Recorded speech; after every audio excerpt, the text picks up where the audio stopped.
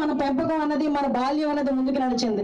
ఆ చీర కొంగును పట్టుకునే మన బాల్యం ముందుకు నడిచింది. ఆ చీర కొంగు మూతి తుడుచుకునే మన అన్నప్రసన్న కూడా జరిగింది.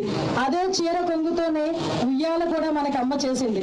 అటువంటి ఆ చీర కమ్మదానాన్ని, అమ్మతనాన్ని మనం ధరించడమే కాకుండా మన భావితరాలకి ముందుకు తీసుకెళ్లాలనుకోవడం నిజంగా ఒక మంచి సంప్రదాయం, ఒక మంచి పరిణామం కింద భావించాలి.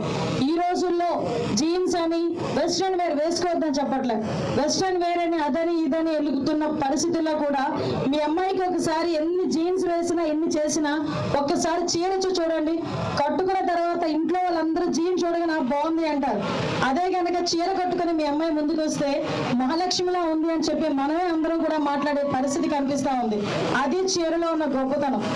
ఈ రోజు మన దగ్గర చూస్తే చేనేత రంగాలు వాళ్ళకి ఈ రోజు మనం కట్టుకున్న ఈ చీర వాళ్ళు నేసేటప్పుడు వాళ్ళ తాలూకా ఆకలి, వాళ్ళ తాలూకా జీవన విధానం, వాళ్ళ తాలూకా ప్రేమ, వాళ్ళ తాలూకా ఆప్యాయత అంతా కలుపుకొని ఆ చీరలో నేచి ప్యాకెట్ లో పెట్టి మన దగ్గరికి వస్తే అది కూడా మనం అంతే ఆప్యాయంగా మన ఒంటి మీద ధరించిన తర్వాత నిజంగా వాళ్ళకి ఇచ్చిన ఒక సరైన బహుమతి ఆ చేనేత కార్మికులకి.